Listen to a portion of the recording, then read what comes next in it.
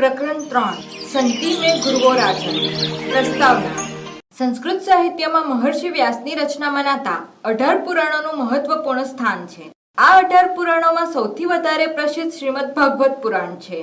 18,000 શ્લોકો ધરાવતા આ પુરાણમાં 12 સ્કંધ છે. પ્રત્યેક સ્કંધમાં જુદી જુદી સંખ્યામાં અધ્યાયો આવેલા છે. અધ્યાયોની અંતર્ગત ઓછી વધતી સંખ્યામાં પદ્યો છે. આ પદ્યો જુદા જુદા છંદોમાં છે. ભાગવતના 11મા સ્કંધમાં અધ્યાય 7 થી 12 સુધી અવધૂતોપાખ્યાન છે.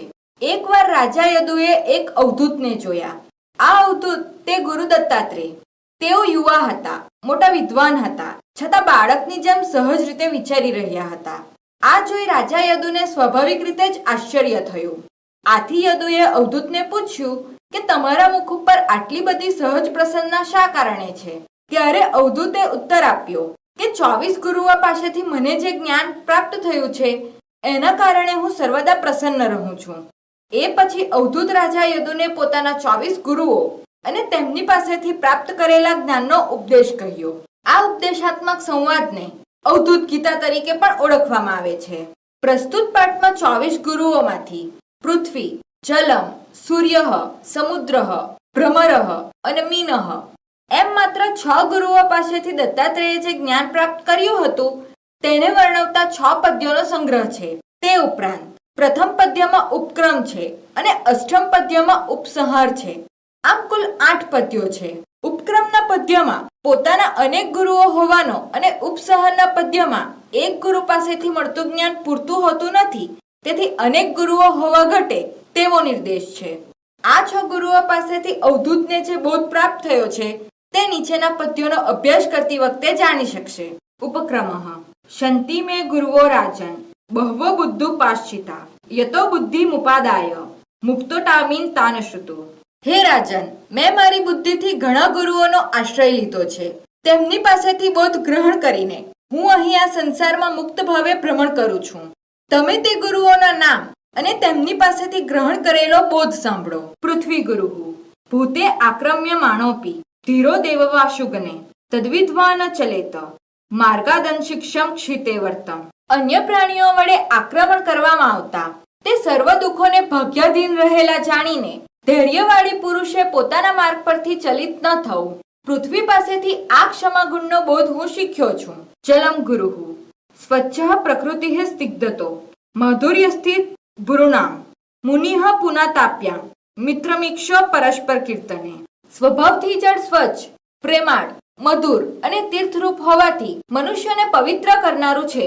મુનિ પણ નૈસર્ગિક રીતે સ્વચ્છ, સર્વને પ્રિય તેમજ પોતાની દ્રષ્ટિ તથા મધુર વાણી વડે લોકોને પવિત્ર કરે છે. આથી મુનિને જળનો મિત્ર કહે છે.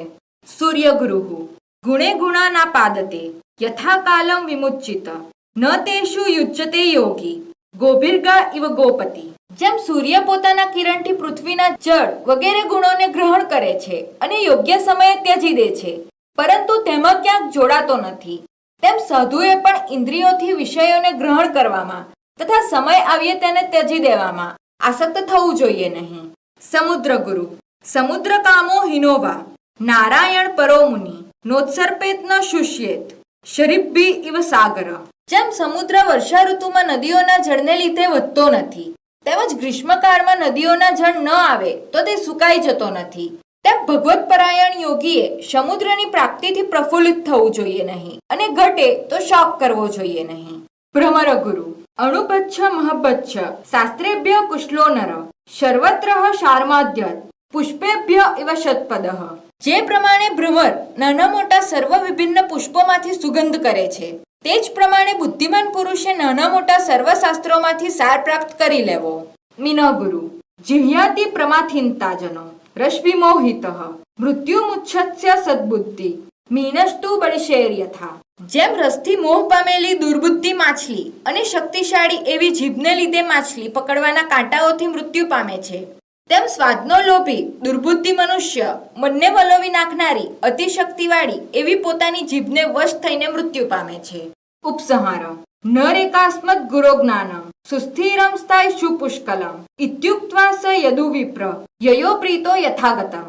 એક જ ગુરુ પાસેથી સુસ્થિર અને સારું એવું પુષ્કળ જ્ઞાન પ્રાપ્ત થતું નથી. એમ બોલીને તે વિદ્વાન યદુની પાસે જે રીતે આવ્યા હતા તે રીતે ગયા.